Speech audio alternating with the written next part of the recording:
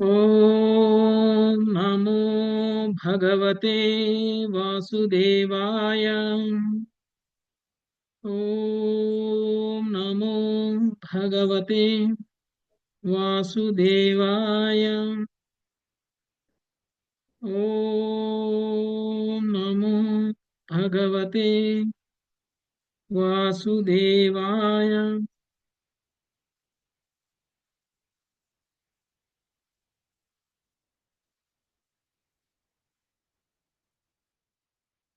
హరే కృష్ణ, అందరికీ వెల్కమ్. ఈరోజు మనం శ్రీమద్ భాగవతం 10వ స్కందం 49వ అధ్యాయంలో ఈరోజు చూద్దాము. సో శ్రీకృష్ణ భగవానుడు తను ఇచ్చినటువంటి ప్రామిస్ ని నిలబెట్టుకోవడం కోసం ఇంతకు ముందు కంసుడిని చంపడానికంటే ముందే ఆ అక్రూరుడికి కుబ్జాకి మాట ఇవ్వడం అనేటువంటి జరిగింది. వాళ్ళు ఆహ్వానించారు. ఆహ్వానాన్ని మన్నించి శ్రీకృష్ణ భగవానుడు కంసుడి వధ జరిగిన తరువాత వస్తాను అని చెప్పారు. కాబట్టి కంసుడి వధ జరిగిన తర్వాత కృష్ణుడు అక్రూరుడి ఇంటికి, కుబ్జా ఇంటికి వెళ్ళడం అనేటువంటిది జరిగింది. అక్రూరుడి ఇంటికి వెళ్ళినప్పుడు అక్రూరుడు చాలా గొప్పగా ప్రార్థన చేశారు. అక్రూరుడు చాలా గొప్పగా భగవంతుడిని వర్షిప్ చేశారు. ఓకే. ఆ తర్వాత భగవంతుడు కృష్ణుడు ఆయనతో మాట్లాడారు. మాట్లాడినప్పుడు ఏమన్నారు? హస్తినాపురంలో కుంతీదేవి పుత్రులు ఉన్నారు. పాండురాజు మరణం తర్వాత వాళ్ళు అనాథలైపోయారు. తండ్రిలా చూసుకోవాల్సినటువంటి ధృతరాష్ట్రుడు వాళ్ళని ఎలా చూసుకుంటున్నారో తెలియదు. మీరు ఒక్కసారి వెళ్ళి అక్కడ వాళ్ళ యొక్క యోగక్షేమాలను పరిశీలించి రండి. ధృతరాష్ట్రుడికి తెలియచేయండి, ఆ పాండవులని వాళ్ళ యొక్క పుత్రులుగా చూసుకోవాలి అని తెలియచేసి రండి అని చెప్పేసి కృష్ణుడు అక్రూరుడికి ఆ ఇన్స్ట్రక్షన్ ఇచ్చేసి తను తిరిగి తన తన యొక్క మందిరానికి వెళ్ళిపోవడం అనేటువంటిది జరిగింది. ఓకే. సో ఈ రోజు మనము హస్తినాపురానికి అక్రూరుడు వెళ్ళడము, హస్తినాపురంలో అక్రూరుడు ఏం చేశారు, ఎవరితో ఏం మాట్లాడారు అనేటువంటి విషయాలన్నీ కూడా మనకి ఈ రోజు అధ్యాయంలో మనము డీటెయిల్ గా చూద్దాం. ఓకే. ముందుగా లావణ్య మాతది. శ్రీ సుకౌవాచ. శ్రీసుకౌవాచ. సగత్వా హస్తినాపురం పౌరవేంద్ర యశోంకితం. సగత్వా హస్తినాపురం పౌరవేంద్రయసోంకితం. దదర్శ తత్రాంభికేయం సభీష్మం విదురం మృదాం. దదర్శ తత్రాంబికేయం సభీష్మం విదురం పృదాం. సహ పుత్రం చ బహ్లీకం భారద్వాజం స గౌతమం. సహపుత్రం చ బాహ్లీకం భారద్వాజం స గౌతమం. కర్ణం సుయోధనం ద్రౌణీం పాండవాన్ సుహృదోపరాన్. కర్ణం సుయోధనం ద్రౌణిం పాండవాన్ సుహృదోపరాన్. సుఖదేవ గోస్వామి పలికెను. అక్రూరుడు పౌరవంశరాజుల యశోచిహ్నితమగు హస్తినాపురమునకు వెడలి అచ్చట ధృతరాష్ట్రుణ్ణి, భీష్ముణ్ణి, విదురుణ్ణి, కుంతీదేవిని, బాహ్లీకుని, అతని పుత్రుడగు సోమదత్తుణ్ణి చూచెను. ద్రోణాచార్యుడు, కృపాచార్యుడు, కర్ణుడు, దుర్యోధనుడు, అశ్వత్థామ, పాండవాది ఇతర సన్నిహిత బంధువులను కూడా అతడు చూచెను. హరే కృష్ణ ప్రభుజీ, దండవత్తనం. ఓకే. సోమదత్తుడు ఎవరు? ఎవరికైనా ఐడియా ఉందా? ఇంతకుముందు నేను చెప్పాను. శ్లోకంలో వస్తుంది, సౌమదతి స్తదైవచ అని వస్తుంది ఫస్ట్ అధ్యాయంలో. ఫస్ట్ అధ్యాయంలోనే వస్తుంది. సోమదత్తుడు భీష్ముడి పినతండ్రి. భీష్ముడికి తండ్రి లాంటి వాడు. ఓకే. సో తర్వాత అంటే ఇప్పుడు భీష్ముడి తండ్రి పేరేంటి? శాంతన మహారాజు. ఓకే. శాంతన మహారాజు, సోమదత్తుడు వీళ్ళందరూ కూడా బ్రదర్స్. ఓకే. అయితే బహ్లీకుడు వచ్చేసి శాంతన మహారాజుకు కూడా తండ్రి. ఓకే. సోమదత్తుడికి, శాంతన మహారాజుకి వీళ్ళందరికీ కూడా పెద్ద ఆయన బహ్లీకుడు. అంటే ఇప్పుడు ఆ వీళ్ళందరూ కూడా అక్కడ ఉన్నారు ఇప్పటికి. ఓకే. తర్వాత ఈయన అక్రూరుడు హస్తినాపురానికి వెళ్ళి అక్కడ వీళ్ళందరినీ కలిశారనమాట. ధృతరాష్ట్రుడు, భీష్ముడు, విదురుడు, కుంతీదేవి, బహ్లీకుడు, సోమదత్తుడు, ద్రోణాచార్యుడు, కృపాచార్యుడు, కర్ణుడు, దుర్యోధనుడు, అశ్వత్థామ, మళ్ళీ పాండవులు ఇతర సన్నిహిత బంధువులని అక్కడ ఆయన చూశారు. ఓకే, నెక్స్ట్ 3వ శ్లోకం. నరసింహారావు ప్రభుజీ. యతావదుపసంగమ్య బంధుభిర్గాంధినీ సుతః యథావదుపసంగమ్య బంధుభిర్గాంధినీ సుతః సంపృష్టస్థై సుహృద్వార్తాం స్వయం చాపృచ్ఛదవ్యయం. సంపృష్టై సుహృద్వార్తాం స్వయం చాపృచ్ఛదవ్యయం. గాంధిని సుతుడగు అక్రూరుడు బంధుమిత్రులందరినీ యథావిధిగా కలుసుకొనినంతటా వారు తమ బంధువుల వార్తను అతనిని అడిగిరి. అతడు కూడా వారికి క్షేమ సమాచారమును అడిగెను. హరే కృష్ణ ప్రభు. ధన్యవాదాలు. సో బంధువులందరినీ కలుసుకున్న తర్వాత జనరల్ గా ఏం మాట్లాడతారు? యోగక్షేమాలు మాట్లాడతారు.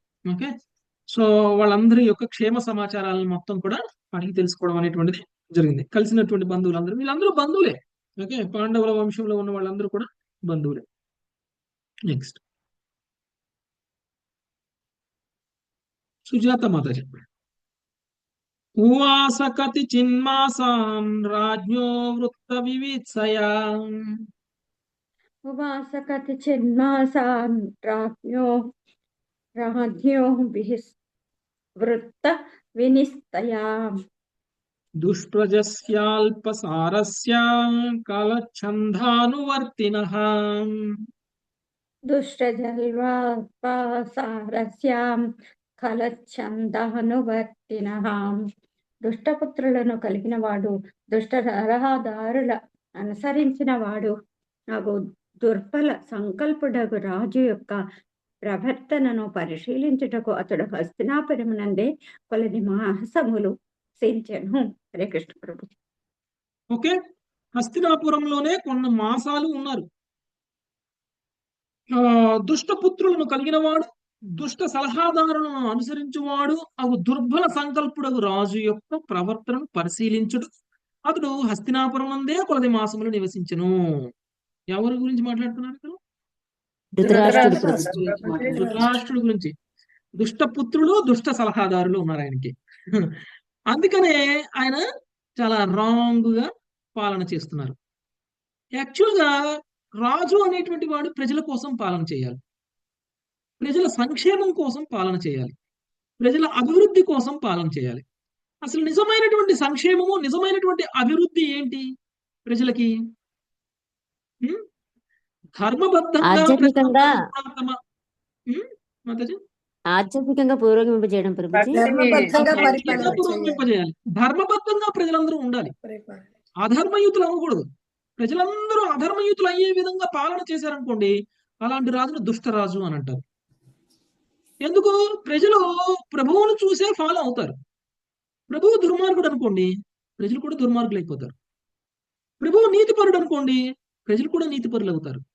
ఏమనంటే యథా రాజా తదా ప్రజ అని అంటారు కదా. రాజు ఎలా ఉంటే ప్రజలు కూడా అలానే ఉంటారు. మరి రాజు ఒక ఉదాహరణగా నిలిచే విధంగా ఉండాలి. రాజు భగవంతుడి యొక్క ప్రతినిధిగా పాలన చేయాలి. అంటే ప్రకృతి నియమాలకి లోబడి ప్రజలని ధర్మబద్ధంగా నడుచుకునేలా చెయ్యాలి. ఏ విధంగా అయితే గవర్నమెంట్ లో రూల్స్ అన్ని ఫాలో అయ్యేలాగా ప్రజలందరినీ ఎలా చేస్తారో, గవర్నమెంట్ లో రూల్స్ ఫాలో అవ్వకపోతే ప్రజల్ని దండిస్తారు కదా. సిగ్నల్ పడింది ఆగాలి అంటే సిగ్నల్ పడింది కాడ ఆగాలి. సిగ్నల్ పడినప్పుడు ఆగకుండా నువ్వు దాటిపోయావు అనుకోండి, పోలీస్ మనకి ఫైన్ వేస్తారు, శిక్షిస్తారు మనల్ని. ఫైన్ కట్టకపోతే తీసుకెళ్లి జైల్లో పెడతారు. అంటే ఇది ప్రకృతి నియమం? ప్రకృతి నియమం కాదు ఇది. కానీ ప్రకృతి నియమాలని పాటించడానికి కొన్ని అవసరమైతే కొన్ని సొంత నియమాలను కూడా ఏర్పాటు చేసుకోవచ్చు. ఓకే, అంటే ప్రజలందరూ కూడా అనుకూలంగా, ఎలాంటి ప్రాబ్లమ్స్ లేకుండా, ఎవరికి ఎలాంటి ఇబ్బందులు జరగకుండా ఈ సమాజంలో నివసించడానికి అవసరమైనటువంటి కొన్ని రూల్స్ ప్రభుత్వాలు ఏర్పాటు చేయొచ్చు. ఈ రూల్స్ ప్రకృతి నియమాలతోటి సమానమా అనంటే కాకపోవచ్చు. కానీ రాజు యొక్క అంతిమ లక్ష్యం ఏమిటి? ప్రజలందరూ కూడా ధర్మయుతంగా ఉండాలి, ప్రకృతి నియమాలను పాటించాలి. ప్రకృతి నియమాలను పాటించకుండా చేస్తే ఏమవుతుంది? ప్రకృతి నియమాల ప్రకారం మనకి శిక్ష అనుభవించాల్సి వస్తుంది. రాజు శిక్షించకపోవచ్చు, ఓకే, మీరందరూ పూజ చేయకపోతే రాజును శిక్షించడు. మీరందరూ భగవంతుడిని పూజ చేయకపోతే, భగవంతుడిని సేవకుడుగా పనిచేయకపోతే రాజును శిక్షించడు. రాజు అంటే నేను పెట్టిన రూల్స్ ఫాలో అవ్వండి అని అంటారు. ఒకవేళ గనక రాజు సలహాదారు ఒకవేళ వేదాలు చదివినటువంటి ఒక పండితుడు అయి ఉన్నారనుకోండి, అప్పుడు ఏం చేస్తారు? అందరినీ ధార్మికంగా ఉండేలా చేస్తారు. అందరితోటి యజ్ఞాలు చేపిస్తారు, అందరితోటి తపస్సులు చేపిస్తారు, అందరితోటి చాలా. ఇప్పుడు ఏ విధంగా అయితే మనం మన గ్రూప్ లో ఉన్నటువంటి వాళ్ళు మనం అందరం కూడా మనం ఏం చేస్తాము? నేను ఏదైనా ఒక మెసేజ్ పెడితే, మాతాజీ రేపు ఏకాదశి, అందరూ ఏకాదశి ఫాలో అవ్వండి అని చెప్తే మీరందరూ ఏకాదశి ఫాలో అయిపోతారు. అదే రాజు కనుక ఏకాదశి రేపు ఫాలో అవ్వండి అని రాజ్యాంగం తీసుకొచ్చారనుకోండి, అప్పుడు ఏం చేస్తారు? ప్రజలందరూ ఏకాదశి ఫాలో అవుతారు. ప్రజలందరూ ఇప్పుడు నా మాట మీరు 10 మంది వింటారు. అదే రాజు మాట అయితే ప్రజలు వేల మొత్తం మంది, లక్షల వింటారు. మంది వింటారు. అదే ఒక రూల్ లా పాస్ చేసేసారు అనుకోండి, ఎవరైతే ఏకాదశి పాటించలేదో వాళ్ళని తీసుకొచ్చి జైల్లో పెట్టేస్తా అన్నారు అనుకోండి, అప్పుడు ఎలా ఉంటుంది? ఆ? అప్పుడు నచ్చినట్లు తప్పకుండా పాటిస్తారు. అందరూ ఫాలో అవుతారు. ఓకే, ఆరోగ్యం బాగోకపోయినా ఫాలో అయిపోతారు. అది ఒక నియమం అయిపోతుంది, మన జీవితంలో ఒక భాగం అయిపోతుంది. అంటే భగవంతుడి యొక్క ప్రతినిధిగా పాలించాల్సినటువంటి ఒక రాజు భగవంతుడి ప్రతినిధిగా ఎప్పుడు పాలించినట్లు అవుతుంది అని అంటే, శాస్త్ర నియమాలకి అనుగుణంగా గనక వాళ్ళు పాలన చేస్తే అది అవుతుంది. శాస్త్రం చదివారా రాజులందరూ శాస్త్ర నియమాలు తెలియడానికి? ప్రతి రాజు వేదాలు చదివాడా? ప్రతి రాజు వేద నియమాలన్నీ తెలుసా? ప్రకృతి నియమాలన్నీ తెలుసా? తెలియకపోవచ్చు. కానీ తనకు ఉండాల్సినటువంటి సలహాదారులు ఎలా ఉండాలి? తనకు ఉండాల్సినటువంటి ఆధ్యాత్మికంగా సలహాదారులు ఉండాలి. శాస్త్ర నియమాలకి అనుగుణంగా సలహా ఇచ్చేటువంటి వాళ్ళు కావాలి. పైగా శాస్త్ర నియమాలకి అనుగుణంగా సలహా ఇచ్చేటువంటి సలహాదారు ఉన్నా రాజు వాళ్ళ మాట వినే విధంగా ఉండాలి. అంతేకాని వాళ్ళ మాట పెడచెవిన పెట్టి నువ్వు ఏదన్నా చెప్పుకో నేను ఇలానే చేస్తాను అన్నట్లు ఉండకూడదు కదా. ఎప్పుడుంటాడు అలా రాజు? సొంత లాభం కోసం రాజ్యపాలన చేసినప్పుడు ఉంటాడు. కొడుకులు, కూతుళ్ళు, బంధువులు వీళ్ళందరినీ ఉద్ధరించాలి అనేటువంటి భావన ఎప్పుడైతే ఉంటుందో అప్పుడు రూల్స్ ని వైలేట్ చేస్తారు, రూల్స్ డీవియేట్ అయిపోతారు. ఓకే, అంటే ఇప్పుడు ధృతరాష్ట్రుడికి అమితమైనటువంటి ఆకర్షణ ఉంది, అమితమైనటువంటి అటాచ్మెంట్ ఉంది. ఎవరి మీద? తన దుష్ట పుత్రుల మీద. పుత్రుల కోసం ఏమైనా చేసేస్తాడు. పుత్రులు చెప్తే చాలు, పుత్రులకి ఇది సంతోషాన్ని కలిగిస్తుంది అని అంటే ఆ సంతోషాన్ని కలిగించడం కోసం ఏదైనా చేస్తారు. అందుకనే ఆయన పేరు ధృతరాష్ట్రుడు. ఓకే, ధృత అంటే ఏంటి? ధృత అంటే చాలా బలంగా అని, చాలా గట్టిగా అని, దృఢమైన సంకల్పం. గట్టిగా అని. రాష్ట్రం అంటే పరిపాలించేవాడు. రాష్ట్రము, రాజ్యము. రాష్ట్రం అంటే రాష్ట్రం. ధృతరాష్ట్ర అంటే చాలా దృఢంగా రాష్ట్రాన్ని పట్టుకుని ఉన్నారు, చాలా దృఢంగా ఆయన సింహాసనాన్ని పట్టుకుని ఉన్నారు. ఓకే, ఎంత గట్టిగా అంటే సింహాసనం కాళ్ళైనా ఇరిగిపోతాయో కానీ ఆయన మాత్రం సింహాసనాన్ని వదిలిపెట్టరు. ఓకే, అంత గట్టిగా పట్టుకొని ఉన్నారు. అలాంటి ఒక వ్యక్తి గురించి మనం ఇప్పుడు మాట్లాడుకుంటున్నాం. అలాంటి ఒక వ్యక్తి సరి అయినటువంటి వాడు కాదు, ఒక దుష్టుడు అని అనుకుంటున్నాం. ఎందుకు? తనకి అన్నీ కావాలి, తనకి తన పుత్రుడికి రాజ్యం కావాలి, తనకి రాజ్యం కావాలి, తన తన తన తప్ప ఎవరూ కూడా ఇంకా ఈ రాజ్యాన్ని పాలించకూడదు, తన పుత్రులు తప్ప ఎవరూ కూడా రాజ్యాన్ని పాలించకూడదు. ఏంటి? తన పుత్రులు సరిగా ఉండాలి అనుకోవడం తప్ప, తన పుత్రులు స్వార్థం రాజులు అవ్వాలి అని అనుకోవడం తప్ప, తన పుత్రులు తన వంశపారం తన తరువాత పాలన చేయాలి అని అనుకోవడం తప్ప. ఏం తప్పు?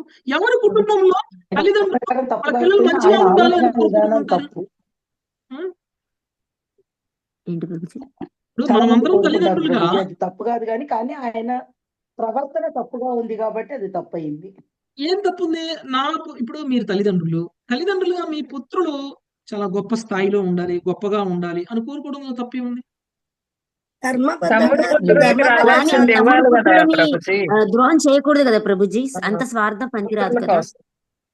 తమ్ముడు పుత్రులను ద్రోహం చేయకూడదు. కరెక్ట్. అంటే ఇప్పుడు మనం అందరం కూడా యాక్చువల్ గా చెప్పాలంటే ధృతరాష్ట్రుడి పరిస్థితిలోనే ఉన్నాం. మనం అందరం కూడా ఒక్కొక్క ధృతరాష్ట్రులం నిజానికి చెప్పాలంటే. ఎందుకంటే మన ఆలోచన విధానానికి ధృతరాష్ట్రుడి ఆలోచన విధానానికి ఏం తేడా లేదు. భక్తిలో రాకముందు మనం అందరం కూడా ఏమైనా కానీ నా కుటుంబం బాగుండాలి, ఏమైనా కానీ నా వాళ్ళు బాగుండాలి, ఏమైనా కానీ నేను సుఖం ఉండాలి, ఆస్తులు సంపాదించాలి, నా నా నా నెక్స్ట్ తరము, ఆ నెక్స్ట్ తరం తర్వాత తరం కూడా సెటిల్ అయిపోవాలి నేను సంపాదించిన దాంతో. ఓకే, ఇలాంటి ఆలోచనలు చేస్తాం కదా. అందుకని కృష్ణుడు భగవద్గీతను చెప్పడానికంటే ముందు ధృతరాష్ట్రుడు ప్రశ్నతో స్టార్ట్ చేశారు. మొదటి శ్లోకం భగవద్గీత ధృతరాష్ట్రుడితోనే ఉంటుంది కదండి. అలాంటి అవును, దుర్మార్గుడు దుష్టుడు అవును. అయినటువంటి ధృతరాష్ట్రుడు ఇలాంటి పవిత్ర క్రమంలో మొదటి శ్లోకాన్ని ఎందుకు మాట్లాడారు?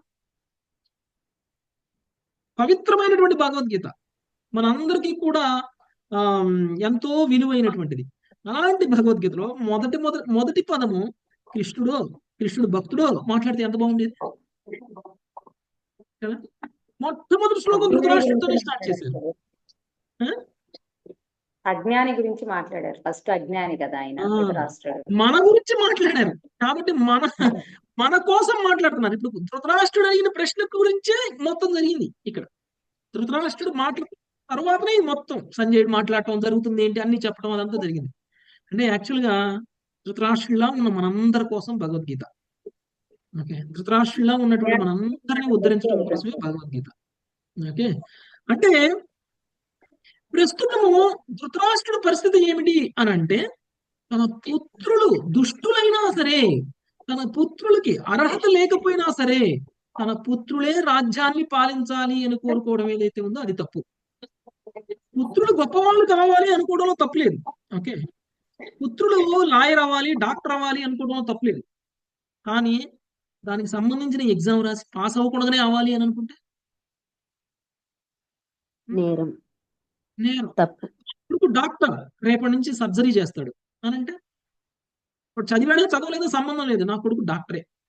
రేపు ఎవరైనా చిన్న ప్రాబ్లం ఉంటే పొట్ట కోసేసి సర్జరీ చేసేస్తాడు అని అంటే, అర్హత లేకుండా ఒక మనిషిని ఒక పదవిలో కూర్చోబెడితే, డాక్టర్ చదవకుండా ఒక వ్యక్తిని తీసుకెళ్లి డాక్టర్ పదవిలో కూర్చోబెట్టి ఆపరేషన్ చేయిస్తే ఎంత ప్రమాదమో అంత ప్రమాదం. కానీ ధృతరాష్ట్రుడికి అదంతా సంబంధం లేదు. నా కొడుకు డాక్టర్ చదివాలా లేదా నాకు సంబంధం లేదు, కానీ నా కొడుకు రేపటి నుంచి డాక్టరే. ఓకే, చదువునా చదవకపోయినా, అర్హత ఉన్నా అర్హత లేకపోయినా నా పుత్రుడు మాత్రం ఇది. అంటే ఇది ఎలా ఉంది? ఇది దుష్ట ప్రవర్తన. అందుకని ఇందాక మనం చెప్పుకున్నాం, ఒక దుష్టుడైనటువంటి పుత్రుడిని తీసుకెళ్లి సింహాసనం మీద కూర్చోబెట్టి రాజును చేయాలి అని అనుకుంటే ఎంత ప్రమాదం సమాజానికి. ఓకే, తన పుత్రుడు గొప్పవాడు అవ్వాలనుకోవడంలో తప్పలేదు, కానీ తన పుత్రుడికి అర్హత ఉందా లేదా అనేది కూడా ఆలోచించకుండా, అందుకోసం అవసరమైతే అర్హత ఉన్నవాడను కూడా పక్కకు నెట్టేయటం ఏదైతే ఉందో అది చాలా దుష్ట ప్రవర్తన. ధృతరాష్ట్రుడు ఎలా చేస్తాడు, ఏం చేస్తున్నాడు, ఆయన చేసేది కరెక్టా, ఆయన చేసేది కరెక్ట్ కాదా, శాస్త్ర నియమాల ప్రకారంగా ఉన్నదా ఆలోచన లేదా, పాలన ఎలా ఉంది, ఇవన్నీ కూడా అక్రూరుడు అబ్జర్వ్ చేయడం కోసం కొన్ని మాసాలు హస్తినాపురంలోనే ఉన్నారు. డైరెక్ట్ గా వెళ్ళిపోయి ధృతరాష్ట్ర పాండవుల్ని రాజులు చెయ్యి, లేకపోతే ధృతరాష్ట్ర పాండవులకి ఆ కొడుకుల్లాగా చూసుకో అని డైరెక్ట్ గా చెప్పట్లేదు. ఆయన ముందు ఆయన అబ్జర్వ్ చేస్తున్నారు. ఒకవేళ అలా చెప్తే ఏమవుతుంది? అలా చెప్తే, నీకు తెలుసా నేను మంచిగా చూసుకోవట్లేదని, నీకు తెలుసా నేను సరిగా చూడలేదని, లేకపోతే నేను తెలుసా నేను వాళ్ళని ప్రేమించట్లేదని, నువ్వెందుకు నా మీద నింద వేస్తున్నావు అంటాడు కదండి. అందుకనే అక్రూరుడు కూడా వెళ్ళగానే ఏం మాట్లాడలేదు, ముందు అబ్జర్వ్ చేస్తున్నారు, ఎవరు ఎలాంటి వాళ్ళు అనేది అబ్జర్వ్ చేస్తున్నారు. ఓకే, నెక్స్ట్ 5వ సునీత మదర్.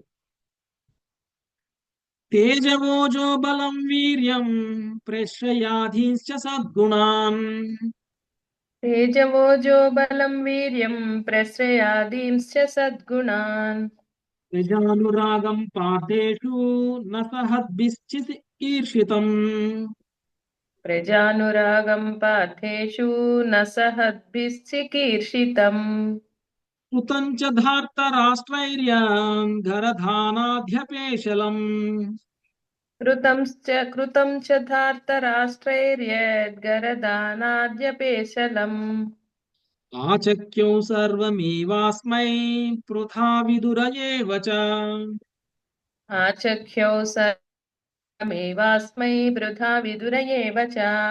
భావము పాండవులకు గల తేజస్సు, యుద్ధ నైపుణ్యము, బలము, వీర్యము, వినయము వంటి మహద్గుణములను, అంతేకాక వారికి కల ప్రజానురాగమును ఓర్వజాలనట్టి ధృతరాష్ట్ర తనయుల యొక్క దుష్ట ఉద్దేశములను కుంతీదేవి, విదురుడు అక్రూరునికి విశదముగా వివరించిరి.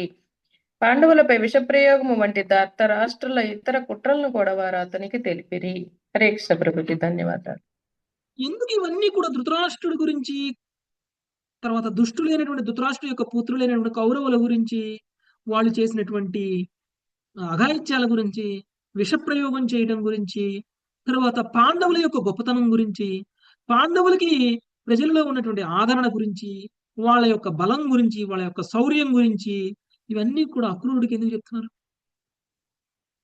అక్రూరుడు ఒక చుట్టంలాగా వచ్చారు.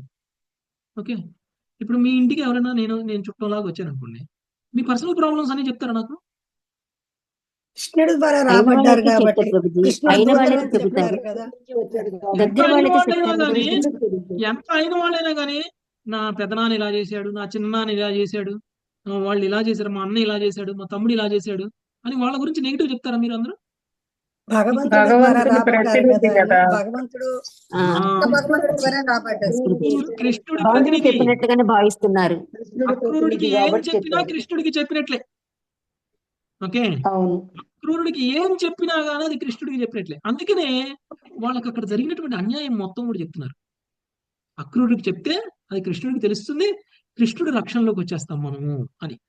ఓకే, ఎవరు చెప్తున్నారు? విదురుడు, కుంతీదేవి. మీరు చూడండి, ఒక భక్తులు ఎప్పుడైనా సరే ఎక్కడికైనా సరే వెళ్ళినప్పుడు ముందు ఎవరిని కలుస్తారు? ఎవరితోటి ఎక్కువ అసోసియేషన్ లో ఉంటారు? భక్తులతోనే ప్రభుజీ. భక్తులతోనే ఉంటారు. ఇప్పుడు హస్తినాపురానికి వెళ్ళారు. హస్తినాపురంలో కుంతీదేవి, విదురుడు కాక ఇంకా చాలా మంది ఉన్నారు అక్రూరుడికి తెలిసిన వాళ్ళు. భీష్ముడు తెలుసు, వీళ్ళు భక్తిని ద్రోణాచార్యుడు తెలుసు, మిగిలిన కౌరవులు తెలుసు, ఇంకా ధృతరాష్ట్రుడు తెలుసు, కర్ణుడు తెలుసు, శకుని తెలుసు. వీళ్ళు ఎవరి దగ్గరికైనా వెళ్ళిపోయి వీళ్ళ ఇంట్లో ఉండొచ్చు కదా ఆయన. అధర్మం పట్ల ఉన్నారు ప్రభుజీ వాళ్ళంతా, వీళ్ళు ధర్మం పట్ల ఉన్నారు. మెయిన్ థింగ్ ఏంటంటే వీళ్ళందరూ కూడా భక్తులు. అక్కడ ఉన్న వాళ్ళలో మెయిన్ క్లోజ్ శుద్ధ భక్తులు ఎవరు అని అంటే కుంతీదేవి ప్లస్ విదురుడు. ఓకే, అందుకనే ఈయన కుంతీదేవి విదురుడి దగ్గరికి వెళ్ళారు. ఓకే, ఇప్పుడు హనుమంతుడు లంకకి వెళ్ళారు. హనుమంతుడు లంకకి వెళ్ళినప్పుడు లంకలో అందరూ అసురులే ఉన్నారు, కానీ ఉన్నోళ్ళలో భక్తుడు ఎవరు అని చూసుకున్నారు. అక్కడ చూసుకొని విభీషణుడు భక్తుడు అనే విషయం తెలిసిపోయింది ఆయనకి. ఆయన వెళ్ళి విభీషణుడి దగ్గర ఉండి కలిశారు. విభీషణుడితో కలిసి మాట్లాడారు. మరి విభీషణుడు రావణాసురుడి తమ్ముడే. రావణాసురుడు గురించి ఆయన వెళ్ళారు. నేను వెళ్ళి విభీషణుడిని కలిస్తే విభీషణుడు వెళ్ళిపోయి నిన్ను చంపడానికి వీళ్ళు ఏర్పాట్లు చేస్తున్నారు, ఓకే, లేకపోతే నీ శత్రువు తరపు నుంచి ఒక రాయివారి నా దగ్గరకు వచ్చాడు, వాడిని ఇది చేయండి అని చెప్పేసి విభీషణుడు పోయి రావణాసురుడికి చెప్పే అవకాశం ఉంటుంది కదా. అయినా సరే హనుమంతుడు విభీషణుని కలవడానికి వెనకాడలేదు. ఎందుకో తెలుసా? ఆయన హనుమంతుడు పైనుంచే చూశారు. ఎవరి ఇంట్లో తులసి మొక్క ఉందో వాళ్ళ భక్తులు. ఓకే, ఎవరి ఇంట్లో తులసి మొక్క ఉంటే వాళ్ళ భక్తులు. సో పైనుంచి చూశారు ఎవరింట్లో తులసి మొక్క ఉందో. విభీషణ దగ్గర తులసి మొక్క ఉంది, అందుకని విభీషణ ఇంట్లో దిగిపోయారు. విభీషణ అంటే ఒక భగవంతుడికి భక్తుడైనటువంటి వాడు ఇంకొక భక్తుడి దగ్గరికి వెళ్తారు. ఇప్పుడు మీరు కూడా వెళ్తారు ఎక్కడికో, బృందావనం అనుకో, లేకపోతే మాయాపూర్కో, లేకపోతే ఎక్కడికో వెళ్తారు. అక్కడ ఎవరింట్లో పడితే వాళ్ళ ఇంట్లో ఉంటారా? ఉండరు. ఎవరు ఆతిథ్యం అయితే వాళ్ళ ఇంట్లో ఉండిపోతారా? ఉండరు. వాళ్ళు కూడా భక్తులైతే ఇక ఇలా వేసుకోవాలి, మనలాగా ఇలా వేసుకొని తిలక్ పెట్టుకుంటే అప్పుడు వాళ్ళని అడిగి వాళ్ళ దగ్గరికి వెళ్ళి సలహా అడుగుతాం, వాళ్ళ సలహాలు తీసుకుంటాం. వాళ్ళు సలహా ఇచ్చిన దాని ప్రకారం మనం ఫాలో అవుతాం. మేము ఎక్కడుంటే మంచిది, ఎవరి దగ్గర ఉంటే మంచిది, మాకు గైడ్ ఎవరైతే బాగుంటది, మేము ఎంత స్పెండ్ చేయొచ్చు, ఎంత స్పెండ్ చేయకూడదు, మేము 4 రోజులు ఉండాలనుకుంటున్నాం, మా ప్లాన్ ఎలా ఉండాలి, ఇవన్నీ మనం ఎవరిని తెలుసుకుంటాం? ఇంకొక భక్తుడిని అడిగి తెలుసుకుంటాం. ఆ భక్తుడిని అడిగి తెలుసుకుంటాం. వానిచ్చే గైడెన్స్ ప్రకారం మనం చేసామనుకోండి, మనం భక్తిలో పురోగమించాం. వాళ్ళకండి మీరు ఇక్కడ కాదు పలానా చోట ఉండండి, మీకు పక్కనే హోటల్ ఉంటుంది, మంచిగా తినడానికి ఎలాంటి ప్రాబ్లం ఉండదు, వాడి సౌకర్యాలు వాళ్ళు చూసుకుంటారు. మనకేంటి లెగ్గానే టెంపుల్లో కాలు పెట్టాలి, వాళ్ళకేంటి లెగ్గానే హోటల్లో కాలు పెట్టాలి. వాళ్ళు అలా సలహా ఇస్తారు. అంటే మనం ఎలాంటి వాళ్ళమో మనం అలాంటి వాళ్ళ అసోసియేషన్ లోకి వెళ్తాం. ఓకే, అలాంటి వాళ్ళ సలహాలు తీసుకుంటాం. అందుకనే ఇప్పుడు అక్రూరుడు కూడా కొంతకాలం అక్కడ ఉన్నారు, కానీ ఎవరితో ఉన్నారు? విదురుడు, కుంతీదేవి. ఓకే, విదురుడు, కుంతీదేవి. అందుకనే విదురుడు, కుంతీదేవి కృష్ణుడి యొక్క ప్రతినిధి కాబట్టి అక్రూరుడికి వీళ్ళు చేసినటువంటి అన్ని చెప్తున్నారు. అంతేకాదు పాండవుల యొక్క గొప్పతనాన్ని కూడా చెప్తున్నారు. వాళ్ళకు ఉన్నటువంటి యుద్ధ నైపుణ్యం, వాళ్ళకు ఉన్నటువంటి బలం, వాళ్ళకు ప్రజల్లో ఉన్నటువంటి ఆదరణ, వాళ్ళకు ఉన్నటువంటి వినయం, వాళ్ళకు ఉన్నటువంటి సద్గుణాలు. ఎందుకంటే దేవతల పుత్రులు కదా వాళ్ళందరూ. దేవతల పుత్రులు కాబట్టి దేవతల్లో ఉన్నటువంటి గుణాలన్నీ వాళ్ళలో ఉన్నాయి. అంతేకాదు ఇంకొక పక్క ధృతరాష్ట్రులు వీళ్ళని ఎలా పీడిస్తున్నారు, ధృతరాష్ట్రుడి యొక్క పుత్రులు ఎలా పీడిస్తున్నారు వీళ్ళని, వీళ్ళు ఎలాంటి పరిస్థితులకి లోనవుతున్నారు, ఇవన్నీ కూడా వీళ్ళిద్దరు కూడా తెలియచేయడం అనేటువంటిది జరిగింది. ఓకే, నెక్స్ట్ 7వ శ్లోకం. లక్ష్మీ ఆత్మకూర్మత.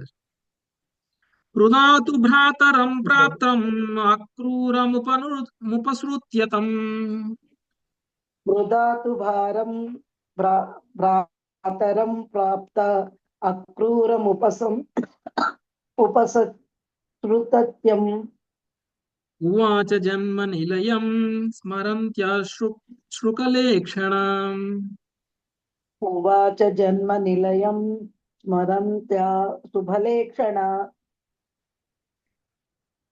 పొరుగురు సోదరుడగు అక్రూరుని రాకను పురస్కరించుకొని కుంతీదేవి రహస్యముగా అతన్ని కలుసుకొనినదై జన్మస్థలమును స్మరించుచు అశ్రుపూరితే ఇట్లు పలికెను. హరే కృష్ణ. సో పుట్టింటి వాళ్ళ తరపున వచ్చింది కదండి, పుట్టింటి వాళ్ళ తరపున కదా అక్రూరుడు. సో ఎప్పుడైతే మన పుట్టింటి వాళ్ళని చూసామనుకోండి, మనము అత్తగారింట్లో ఉంటున్నాము, ఎక్కడో దూరంలో వెళ్ళిపోయారు పెళ్ళైన కొత్తలో, ఎవరైనా యాక్చువల్గా మీ ఊర్లో ఉన్న వాళ్ళు మీ ఊర్లో ఉన్నప్పుడు మీరు వాళ్ళని పలకరించకపోవచ్చు, కానీ మీ అత్తగారు ఊరికి వెళ్ళినప్పుడు మీ ఊరు వాళ్ళు ఎవరైనా కనపడ్డారు అనుకోండి, ఏం చేస్తారు మీరు? మీ తండ్రిని చూసినట్టు మనవాడు అనుకుంటాం మనం ఒక్కసారి. యాక్చువల్గా నాకైతే అదే ఫీలింగ్ ఉంది. నేను కాలేజీకి వెళ్ళినప్పుడు, నేను గుడివాడ కాలేజీలో చదువుకున్నాను. ఓకే, గుడివాడ కాలేజీలో చదువుకున్నప్పుడు అప్పట్లో మా ఊరు నుంచి గుడివాడ వెళ్ళిపోవడం అంటే పరాయి దేశం వెళ్ళినట్టు ఫీలింగ్ ఉంది నాకు. ఓకే, అక్కడికి వెళ్ళి చదువుకున్నప్పుడు నాకు ఎవరు తెలిసిన వాళ్ళు లేరు, కానీ మా ఊరు పక్కన ఒక ఊర్లో ఆయన నేను ఎప్పుడు చూడలేదు, మా ఊర్లో ఉన్నప్పుడు కూడా నేను చూడలేదు, కానీ అదే కాలేజీలో నాతో పాటు జాయిన్ అయ్యాడు అక్కడ. ఓకే, ఆయన చూసినప్పుడల్లా నా ఊరు చూసినట్టు ఫీలింగ్ వస్తుంది. ఆయనతో ఆయన మాకు మంచి ఫ్రెండ్ అయిపోయాడు, ఎందుకంటే మా ఊరు వాడు. ఓకే, మా ఊరు వాడు అంతే. అప్పుడు అంతమంది మనకు పరిచయం కూడా లేదు, కానీ మీ ఊరు మా ఊరు ఒక ఊరే అనే ఫీలింగ్ ఉంటుంది. సో ఎప్పుడైతే అక్రూరుని చూశాడో, అక్రూరుడు యాక్చువల్గా సోదరుడు వరుసే. సో సోదరుడు వరుస అయిపోయేసరికి ఇక పుట్టిల్లు గుర్తొచ్చేసింది, పుట్టింట్లో అప్పుడు పరిస్థితులు గుర్తొచ్చేసింది, అప్పుడు ఊర్లో ఉన్నప్పుడు అవన్నీ గుర్తొచ్చేసి ఒక్కసారిగా జన్మస్థలాన్ని స్మరించుకొని అశ్రుపూర్ణమైంది ఆమె. నెక్స్ట్ 8వ శ్లోకం. సునీత హరిబాబు మాతాజీ. అపిస్మరంతి న సౌమ్య పితరౌ భ్రాతరశ్చ మే. అపిస్మరంతి నః సౌమ్య పితరౌ భ్రాతరస్య మే. భగిన్యౌ భ్రాతృపుత్రాశ్చ జామయ సఖ్య ఏవ చ. భగిన్యౌ భ్రాతృపుత్రాస్య జామయః సఖ్య ఏవ చ. కుంతీదేవి పలికిను, ఓ సౌమ్యుడా, మా తల్లిదండ్రులు, సోదరులు, సోదరీగణము, సోదరులు, పుత్రులు, కులస్త్రీలు, సఖీగణము మమ్మింకను స్మరించుచున్నారా? హరే కృష్ణ ప్రభుజీ. దండవత్ప్రణామం. ఓకే, కుంతీదేవి అడుగుతుంది, మా తల్లిదండ్రులు, సోదరులు, సోదరీమణులు, పుత్రులు, సోదరుల పుత్రులు, కులస్త్రీలు, సఖీగణము మమ్మల్ని ఇంకా స్మరిస్తున్నారా? అక్కడ ఉన్న వాళ్ళందరికీ మేము గుర్తున్నామా?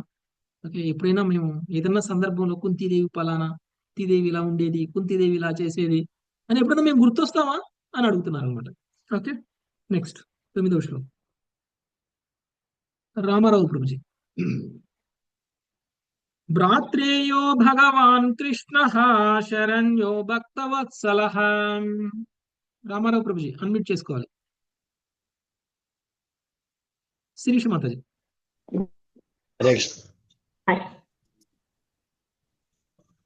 శిరీష మాతాజీ. హరే కృష్ణ ప్రభుజీ. భ్రాత్రేయో భగవాన్ కృష్ణ శరణ్యో భక్తవత్సలః.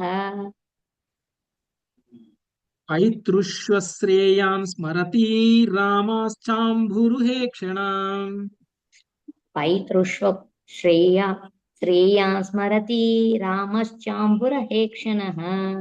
దేవదేవుడు భక్తవత్సలుడు నగు నా మేనలుడు శ్రీకృష్ణుడు తన మేనత్త పుత్రులను ఇంకనూ చుండునా కమల కమలలలో కమలలోచనునకు కమలలోచనుడకు బలరాముడు బలరాముడు కూడా వారిని స్మరించుచున్నాడా? ఓకే. సో దేవదేవుడు భక్తవత్సలుడు అయినటువంటి నా మేనల్లుడు శ్రీకృష్ణుడు నా పుత్రుడు అంటే మేనత్త పుత్రులు. ఎవరికి మేనత్త? కృష్ణుడికి మేనత్త. ఓకే. అంటే ఎవరి గురించి మాట్లాడుతుంది? నా పుత్రులు అని ఉంటుంది అనమాట. తన మేనత్త పుత్రులను స్మరించుచున్నాడా అంటే యాక్చువల్ గా తన మేనత్త పుత్రులు అంటే పాండవులు. పాండవుల్ని కృష్ణుడు స్మరిస్తున్నాడా అని ఎందుకు అడుగుతున్నారు అని అంటే పాండవుల వయసు కృష్ణుడి వయసు సమానం. ఓకే. ఒకే వయసు కలిగిన వాళ్ళు. వీళ్ళందరూ ఫ్రెండ్స్. మరి వీళ్ళందరూ ఫ్రెండ్స్ అయినప్పుడు వీళ్ళు గుర్తొస్తున్నారా ఆయనకి? ప్రత్యేకించి ఆయన ఎందుకు అడుగుతుంది? ఎందుకు అడుగుతుంది అని అంటే కృష్ణుడు దేవాది దేవుడు కాబట్టి, కృష్ణుడు భక్తవత్సలుడు కాబట్టి, అంటే ఈమెకి కృష్ణుడి పొజిషన్ గురించి పూర్తిగా అవగాహన ఉంది. ఓకే. అందుకనే కుంతీదేవి ప్రార్థనలకి లేకపోతే ఇతర వ్రజవాసంలో ఉన్నటువంటి అంటే గోపికల యొక్క ప్రార్థనలకి తేడా ఉంటుంది. ఓకే. కుంతీదేవి ప్రార్థనలో కుంతిని దేవాది దేవుడిగా భావిస్తూనే చేస్తుంది. అందుకనే మనకి మొదటి స్కందంలో వస్తుంది కుంతి ప్రార్థనలో కదా. అందులో అంతా దేవుడిగానే భావిస్తుంది, కృష్ణుడిని దేవాది దేవుడిగానే భావిస్తుంది. ఓకే. నెక్స్ట్ 10వ శ్లోకం. హరే కృష్ణ ప్రభుజీ. హరే కృష్ణ ప్రభు చదువు. కపత్న మధ్యే శోచంతి మృకానాం హరిణీమివ సపత్న మధ్యే శోచంతి మృకనాం హరిణీమివ సాంత్వయిష్యతి మాం వాక్యై పితృహీనాంశ బాలకాన్ సాంతయస్యతి మాం నైక్మైక్యై పితృహీనాంశ బాలకాన్.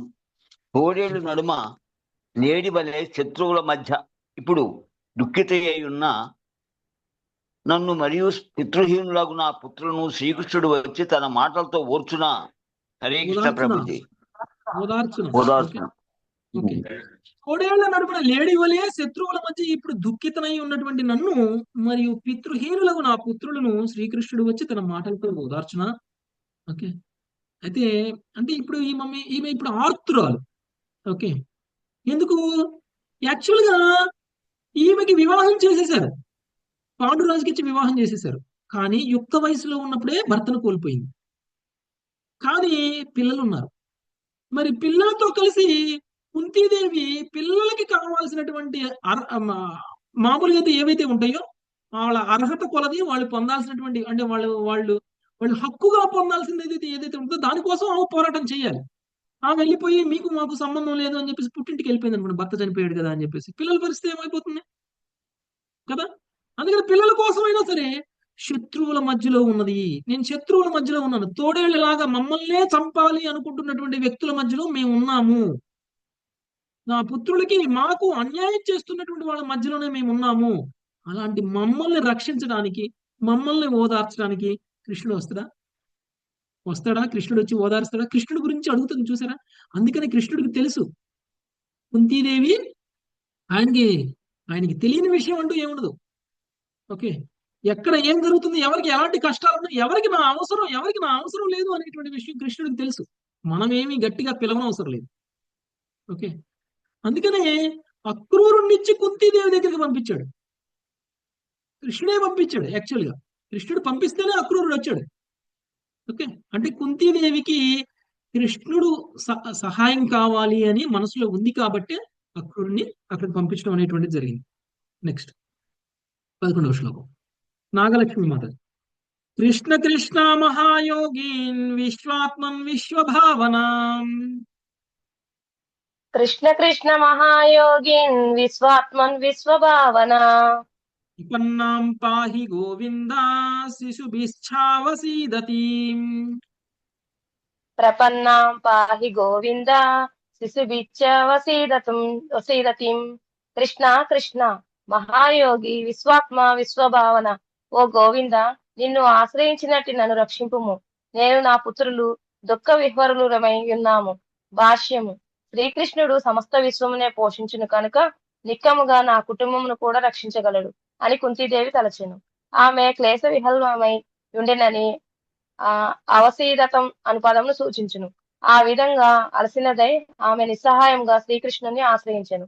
ఈ కష్టములనియును సర్వదా తాను కృష్ణభక్తి భావంలోనే నిలిచి ఉండినట్లు చేసినవి కనుక వాస్తవం నాకు అవి ఆశీర్వాదములే అని ఆమె భాగవతం నందలి ప్రథమ స్కందంలో కావించిన స్తోత్రంలో అంగీకరించింది. హరే కృష్ణ ప్రభుజీ. సో కృష్ణుడిని వేడుకుంటుంది.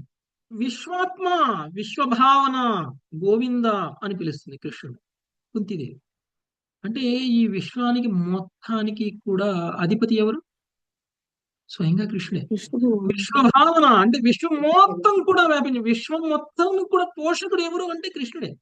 మరి విశ్వాన్ని మొత్తాన్ని పోషించేటువంటి కృష్ణుడు విశ్వంలో భాగమైనటువంటి మమ్మల్ని పోషించుకుని ఉంటారా? విశ్వంలో భాగమైనటువంటి మమ్మల్ని రక్షించుకుని ఉంటారా? ఉండరు. అందుకనే ఆమె విశ్వాత్మ, విశ్వభావన అని పిలుస్తుంది కృష్ణుడిని. నన్ను రక్షించు, నా పుత్రులు దుఃఖ విహ్వలురై ఉన్నారు. ఓకే, నేను నా పుత్రులు మేమందరం కూడా సంతోషంగా లేము, మేమందరం కూడా దుఃఖంలో ఉన్నాము, మమ్మల్ని రక్షించు అని అంటుంది. యాక్చువల్గా కుంతిదేవి గొప్పతనం ఏంటంటే దుఃఖంలో ఉన్నప్పుడు మాత్రమే కృష్ణుని గుర్తు తెచ్చుకోలేదు, సుఖంలో ఉన్నప్పుడు, సంతోషంలో ఉన్నప్పుడు కూడా కృష్ణుని గుర్తు తెచ్చుకోలేదు. అది కుంతిదేవి యొక్క గొప్పతనం. అందుకని కుంతిదేవి గొప్ప భక్తురాలు. అందుకని కుంతిదేవి దగ్గరికి కృష్ణుడు స్వయంగా పంపించారు మనిషిని. ఓకే, కానీ మనం ఏం చేస్తాం? దుఃఖంలో ఉన్నప్పుడు కృష్ణుడు గుర్తొస్తాడు, సుఖంగా సంతోషంగా ఉన్నప్పుడు కృష్ణుడు గుర్తొస్తాడా? కృష్ణ నువ్వు ఇచ్చిన సుఖం ఇది అని ఎప్పుడైనా మనం అనుకుంటామా? కృష్ణుడు చాలా తక్కువ గుర్తురావడం మనకి. ఎంత భక్తులమైనా కానీ అన్ని సందర్భాల్లో కృష్ణుడు గుర్తు రావట్లేదు ఇంకా మనకి. సుఖం వచ్చినప్పుడు కూడా కృష్ణుడు గుర్తు రావాలి, కష్టం వచ్చినప్పుడు కూడా కృష్ణుడు గుర్తు రావాలి. అదే కదా, అన్ని కాలాలలో, అన్ని పరిస్థితులలో మనకి ఎప్పుడైతే కృష్ణుడు గుర్తొస్తాడో అప్పుడు మనం శుద్ధ భక్తులు అయినట్లు. ఓకే, సర్వకాల సర్వావస్థలలో కృష్ణుడితోటి మనకి సంబంధం ఉండాలి. ఓకే, చిన్న చిన్న మీరు కూరగాయలు కట్ చేస్తుంటే చాకు గోరుకు తగిలితే కృష్ణుడు గుర్తొస్తాడా మాతాజీ మనకి? అమ్మాయి అంటాం, అమ్మ అంటాం, అయ్య అంటాం, అబ్బా అంటాం, 100 అంటాం. కానీ కృష్ణ అని ఎవరైనా అంటారా? ఎంతమంది అంటారు కృష్ణ అని? అలవాటు అలవాటు చేసుకున్నాం. ఇప్పుడు అలవాటు చేసుకోవాలి. ఓకే, ఎదురు దెబ్బ తగిలింది అనుకోండి రోడ్డు మీద నడుస్తుంటే కాలుకి, అప్పుడు కృష్ణనే అంటాం ప్రభుజీ. అబ్బా అంటాం. అప్పుడు అన్నానే అంటాం ప్రభుజీ ఇంతకు ముందు. సునీత ఇప్పుడైతే మాతాజీ కృష్ణ అని తప్ప వస్తుంది. ఎవరికి కృష్ణ రావట్లా. సునీత హరిబాబు మాతాజీకి తప్ప. అవును ప్రభుజీ. చిన్న చిన్న హరే కృష్ణ ప్రాబ్లమ్స్. అంటాం ప్రభుజీ. హరే కృష్ణ అయింది హరే కృష్ణ అని చెప్పేసి మాతాజీ ఇప్పుడు అలవాటు అయింది ప్రభుజీ. మోస్ట్ డివోటీలు ఉన్నారు మన గ్రూప్ లో. అలా ఏం కాదు ప్రభుజీ. అవును ఇప్పుడు హరే ప్రభుజీ. కృష్ణనే అంటున్నాం ప్రభుజీ. నాకైతే అప్పుడైతే అమ్మ అనేవాళ్ళం కాదు. నాకైతే గుర్తురాదు మాతాజీ. ఒకసారి బండి మీద పోతుంటే బండి మీద ఎదురు కుక్క వస్తే ఒక్కసారి టక్ మనకి ఫాస్ట్ లో వెళ్తున్నప్పుడు ఆ ఆ కుక్కకి గుద్దిస్తానేమో అని చెప్పేసి తప్పించబోయి కింద పడ్డాం. ఓకే, కింద పడినప్పుడు కూడా కృష్ణుడు గుర్తురాల. అప్పుడు వెళ్తుంది అంత్యకాలంలో కృష్ణుడు గుర్తుంచుకోండి అని చెప్పడానికి వెళ్తున్నాం. ఎవరి దగ్గరకో క్లాస్ చెప్పడానికి వెళ్తున్నాం. ఓకే, కష్టకాలంలో గుర్తు రాలేదు. చెప్పడానికి వెళ్తున్నాం. ఆ రోజు చెప్పే క్లాస్ ఏంటయ్యా అంటే 8వ చాప్టర్ మీద క్లాసు. 8వ చాప్టర్ అంతా ఏంటి? అంత్యకాలంలో అంత్యకాలమున నారాయణ స్మృతి. అంత్య నారాయణ స్మృతి అది చెప్పడానికి వెళ్తున్నాం. కానీ వెళ్ళే దారిలో ఒక్కొక్క కింద పడితే కృష్ణ గుర్తురాల మాకు. ఓకే, ప్రాక్టికల్ చేపించాడు ప్రభుజీ గుర్తు రావాలని కృష్ణుడు. నువ్వు ఏదో చెప్పడానికి పోతున్నావు, అసలు నీ పరిస్థితి ఏంటో ఆలోచించని మాకు ముందే చెప్పేసాడు అనమాట కృష్ణుడు. అప్పుడు మాకు అర్థమైంది మేము ఎక్కడున్నాం, మా పరిస్థితి ఏంటి అని, మా మా భక్తి ఏంటి అనేది మాకు అర్థమైంది అప్పుడు. ఓకే, అది కానీ మనం చాలా ఉంది ఇంకా మనం భక్తిలో ఎదగాల్సింది. ఓకే, ఆధ్యాత్మికంగా పురోగమించడం అంటే అన్ని సందర్భాలలోనూ కృష్ణుడు గుర్తు రావాలి. అన్ని సందర్భాలలోనూ సంతోషం వచ్చినా, ఒక సుఖం వచ్చినా, ఒక బాధ వచ్చినా, ఒక కష్టం వచ్చినా, ఏది వచ్చినా సరే కృష్ణుడు గుర్తు రావాలి. అందుకనే మనం ప్రతిదానికి కృష్ణ అనడం. అందుకనే ఒకప్పుడు పెద్దలు కూడా చిన్న దెబ్బ తగిలినా లేకపోతే తుమ్ము వచ్చినా దగ్గు వచ్చినా కానీ కృష్ణ అంటారు వాళ్ళు. ఎందుకంటారు? వాళ్ళందరూ వాళ్ళకి అది ఒక ధర్మం లాగా మనందరికీ నేర్పుతూ వచ్చారు. కానీ కొంతకాలం తర్వాత ఏమైంది, మన పెద్దలు అనటం మానేశారు. అందుకని మనం కూడా మానేశాం. ఓకే, ఇప్పుడు మన తర్వాత జనరేషన్ అయితే కంప్లీట్ గా మర్చిపోతారు మనం అనకపోతే. మన పెద్దలు అనేవాళ్ళు కాబట్టి మనకన్నా కొంతవరకు అయినా అంటున్నామేమో, మనలో కొంతమంది అయినా అంటున్నారేమో. ఇప్పుడు సునీత మాతాజీ లాంటి వాళ్ళు, లేకపోతే ఉషశ్రీ మాతాజీ లాంటి వాళ్ళకి కృష్ణుడు గుర్తున్నాడు అని అంటే వాళ్ళ పెద్దలు వాళ్ళకి ఏదో కొంచెం సంస్కారం ఇచ్చారు కాబట్టి అది వస్తుంది. మనకి ఇవ్వలేదు, చాలా మందికి ఇవ్వలేదు. తుమ్మితే తగ్గితే భగవంతుడు తలుసుకోవడం ఎక్కడైనా ఉందా? లేదు మా ప్రభుజీ, ఫస్ట్ నుంచి అంటారు ప్రభుజీ అసలు. మా ఇంట్లో తలుచు మీ మేము ఇంట్లో తెలుసుకుంటాం రామకృష్ణ ప్రభు. వస్తువులు అవును అంటారు. ప్రభుజీ, మేము తుమ్మితే కూడా ఎవరికి అంటాం ప్రభుజీ. తలుచుకుంటారు. భగవద్గీత వస్తువులు ఆశోభం విష్ణు జరగకుండా కృష్ణ ఉంటారు. ఆ, అది అంటే మరణం అనేది కూడా పెద్ద కష్టమే. మరణం ఏమి సుఖం కాదు. ఓకే, మనందరికీ మరణం అనేటువంటిది అతి పెద్ద కష్టం మన లైఫ్ లో.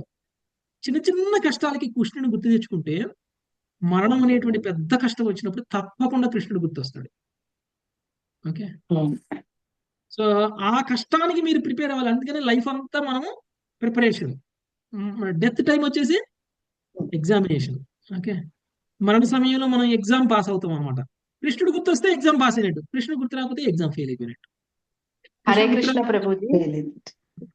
హరే కొన్ని కృష్ణ లక్షల ప్రభుజీ. పేర్లు జరిగి పుట్టినట్టుండదంట మేము కదా ప్రభుజీ మరణ బ్రజమండల సమయంలో. పరిక్రమ కంప్లీట్ చేసుకొని వస్తున్నాం ప్రభు. అక్కడి నుంచి ఆటో ఎక్కాము, టమ్ ఎక్కాము. సామాన్ పైన ఉన్నాయి, నేనేమో ఎదర్ డ్రైవర్ పక్కన కూర్చున్నాను, వెనకాల ముగ్గురు మాతాజీలు ఉన్నారు. అయితే జస్ట్ అలా కొంచెం దూరం వచ్చిన తర్వాత ఒక 5 minutes కి ఆటో ఇలాగా, నేను నామం చెప్తానే ఉన్నాను, హరే కృష్ణ మంత్రం చెప్తానే ఉన్నాను ఆటో ఎక్కిన దగ్గర నుంచి. ఇలాగా ఇలాగ టర్నింగ్ తిప్పుతున్నాడు, మొత్తం పడిపోయింది ఆటో, మొత్తం కింద పడిపోయింది. మొత్తం మేమంతా ఆటో ఇలాగా పడిపోయింది ప్రభు.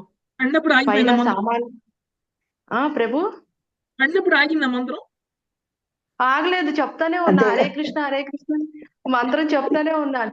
అసలు నిజంగా ప్రభు ఆ రోజు మాకైతే నిజంగా కృష్ణుడే కాపాడాడు అన్నట్టు. అసలు ఎవరికి ఏమీ దెబ్బ తాగలేదు ప్రభు. ఇలా పడిపోయింది మొత్తం. మాతాజీ, మీ పొజిషన్ లో మేము ఉన్నాం అనుకోండి, మేమేం చేస్తాం? అప్పుడు దాకా హరే కృష్ణ మహామంత్రం చెప్తాం, పడగానే అయ్యో అమ్మో అంటాం. పడిపోయింది. రాజలక్ష్మి మాతాజీ ఎప్పుడు హరే కృష్ణ అంటానే ఉంటారు ప్రభుజీ. ఎప్పుడు కృష్ణ అంటానే ఉంటారు ఎక్కడికి వెళ్ళినా.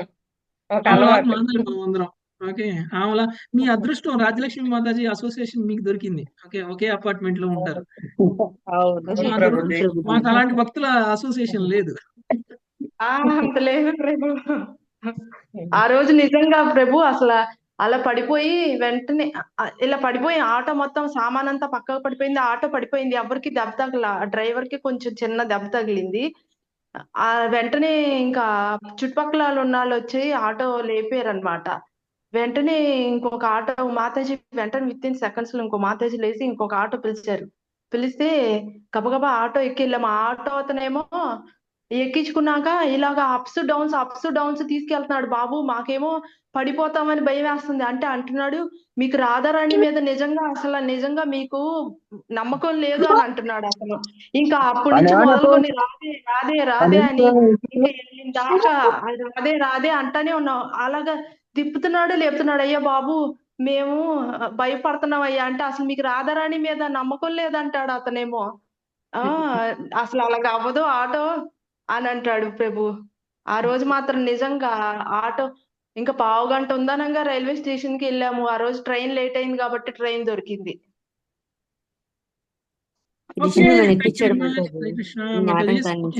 ఈ రోజు సెషన్ ఇంతటితో ఆపేద్దాం. మళ్ళీ మనం కుంతీదేవి ఇంకా ఏం మాట్లాడుతుంది అక్రూరుడి తోటి అనేటువంటి విషయం మనం రేపు చర్చిద్దాం. Mataji, thank you very much. Hare Krishna. ఎవరికైనా ఏమైనా ప్రశ్నలు ఉంటే తీసుకుందాం మాతాజీ ఈ రోజు క్లాస్.